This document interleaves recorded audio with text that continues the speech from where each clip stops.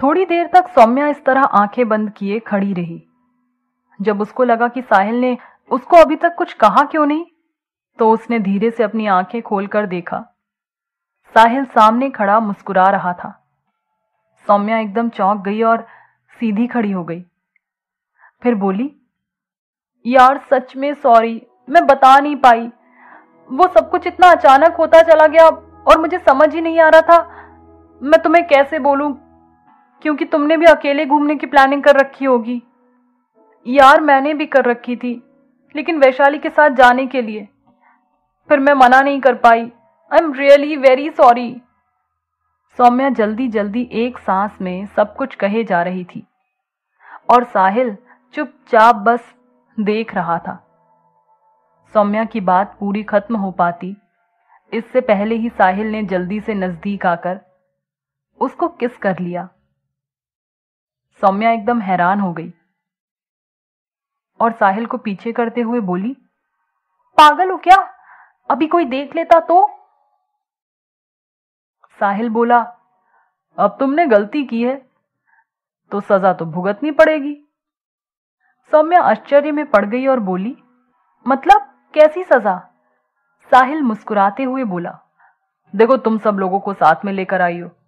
मैं तो जैसे पहले आ रहा था वैसे ही आया हूं, तो मैं तो ऐसे ही रहूंगा जैसे कि मैं अकेला हूं, और तुम्हारे साथ भी ऐसे ही प्यार करूंगा। अब सब लोग देखें या ना देखें, मुझे उससे कोई फर्क नहीं पड़ने वाला। मैं अगर अकेला आया होता तो अभी तक एक किस तो कर ही लेता, तो बस मैंने अपनी किस ले ली। सौम्या शर्म से लाल हुई जा रही थी। सौम्या का सारा डर खत्म हो चुका था, लेकिन अब उसको ये सोचकर शर्म आ रही थी कि अगर किसी ने साहिल को इस तरह उसके नजदीक देख लिया तो क्या कहेगा। साहिल बोला, यार अपनी एंगेजमेंट हो चुकी है, इसमें इतना सोचने की क्या बात है। सबको पता है कि शादी होने वाली है, तो थोड़े बहुत इमोशंस तो होते ही हैं। और फिर ऐसा कौन सा कपल होगा जिसका साथ रहते हुए पास आने का मन ना करे। सौम्या साहिल की बातें सुनती रही। साहिल ने सौम्या का हाथ पकड़ा और बोला, मुझे किसी के भी साथ आने से कोई प्रॉब्लम नहीं है। इनफैक्ट ये तो अच्छा ही है कि शादी से पहले एक दूसरे की फैमिली के साथ टाइम स्पेंड करने का मौका मिल रहा है, इसलिए अपने मन में कुछ भी गलत मत सोचना। और हाँ, रही मेरे प्यार की बात, तो मैं टाइम टाइम पर तुम्हें अपने प्यार की निशानी देता रहूंगा। इस बात पर सौम्या ने मुस्कुराकर उसकी तरफ देखा और अंदर भाग गई। पूरे रास्ते भर जो सौम्या गुमसुम बैठी थी, उसके चेहरे पर अब अलग ही निखार था। वैशाली ने जब उसको देखा तो पूछने लगी, क्यों, कहां से आ रही है? ऐसा क्या देख लिया जो चेहरे की रंगत ही बदल गई? सौम्या चुपचाप मुस्कुरा दी और कोई जवाब ना दिया और प्यार से साहिल की तरफ देखने लगी। वैशाली ने जब सौम्या को देखा फिर साहिल को देखा तो वो समझ गई कि जरूर साहिल ने इसको कुछ पट्टी पढ़ा दी है। यहां तक आते आते सब लोगों का मूड सही हो चुका था। अब बस रूम का अरेंजमेंट देखना था कि कौन किसके साथ रुकता है।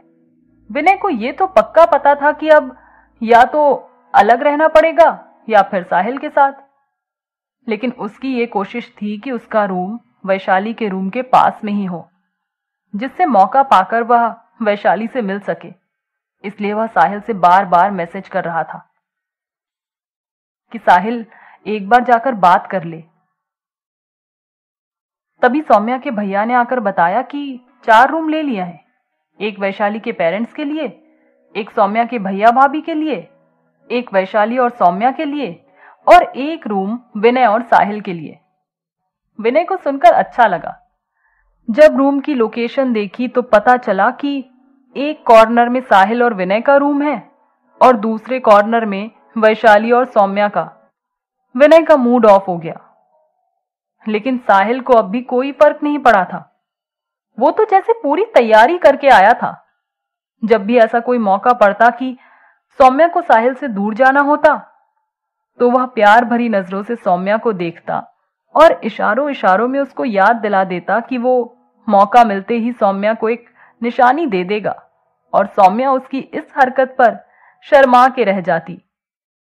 लेकिन सौम्या को इन सारी चीजों में साहिल का ये बिहेवियर अच्छा लगा कि जैसी भी कंडीशन सामने आए साहिल बड़े प्यार से उसको हैंडल कर लेता है, जबकि सौम्या को तो डर लग रहा था कि साहिल नाराज हो जाएगा। सौम्या साहिल की सारी बातों को सोचकर मन ही मन मुस्कुराने लगी। वैशाली उसको देखती तो बार बार कहने लगती, जब से तू यहां आई है कुछ ज्यादा ही नहीं मुस्कुरा रही। मुझे भी बता दे कौन सा खजाना मिल गया। मुझे तो समझ ही नहीं आ रहा कि मैं विनय को लेकर ही क्यों आई हूं। एक कोने पर उसका कमरा है, एक कोने पर हमारा। अगर जाऊं भी मिलने तो बीच में भैया भाभी या मेरे मम्मा पापा को पता चल ही जाएगा। सच में यार पूरी ट्रिप का कचरा हो गया। सौम्या वैशाली की तरफ देखकर मुस्कुराई और बोली, अरे कोई कचरा नहीं हो गया, ऐसे चुप चुप के मिलने में ही तो मजा है। और वैसे भी अगर अकेले होते तो सोचो क्या क्रेज रहता। तब तो पता ही था कि हम एक दूसरे के साथ हैं। अब उन दोनों को भी तो थोड़ी मेहनत करने दो हम तक आने के लिए। वैशाली सौम्या की इस बात पर मुस्कुराने लगी और बोली, क्या बात है, तुम्हारे तो तेवर ही बदले हुए। सुबह से तो बड़ी उदास थी। वैशाली की बात सुनकर सौम्या हंसकर बोली, हाँ उदास तो थी, पर फिर किसी ने समझाया कि हर परिस्थिति में कुछ न कुछ अच्छा होता ही है, और बस मैं मजे लेने के लिए तैयार हो गई। अब असली मजा तो इसमें है कि ये लोग नजर बचाकर हम तक कैसे आ पाते हैं। और आज का पूरा दिन फिर कल का पूरा दिन, 2 दिन तो है ही ये शरारत करने के लिए। सोमवार को शिवरात्रि है तो ये तो अच्छी बात है कि सब साथ में मिलकर भगवान का आशीर्वाद ले लेंगे। वैशाली बोली, हाँ यार कह तो सही रही है, पर मुझे इस बात का भी डर लग रहा है कि कहीं मेरी और विनय की चोरी पकड़ी ना जाए। साहिल और तुम्हारा तो सब कुछ क्लियर है तो कोई बात नहीं, पर विनय के बारे में किसी को नहीं मालूम है कि मैं और विनय एक दूसरे को पसंद करते हैं। यहाँ तो सबको यही पता है कि विनय साहिल का दोस्त है और बस साहिल के साथ यहाँ तक आया है, पर मेरे लिए यहाँ आया है ये थोड़े ही ना पता है किसी को। सौम्या बोली, अगर पता चल भी जाए तो उसमें डरने वाली कोई बात नहीं है। भाभी को तो मालूम ही है सब कुछ, और फिर एक ना एक दिन तो पता चलना ही है। तू तो मजे ले चुप चुप के प्यार करने के। इतना कहकर वैशाली की ओर देखकर सौम्या गाना गाने लगी, हम लाख छुपाए प्यार मगर दुनिया को पता चल जाएगा।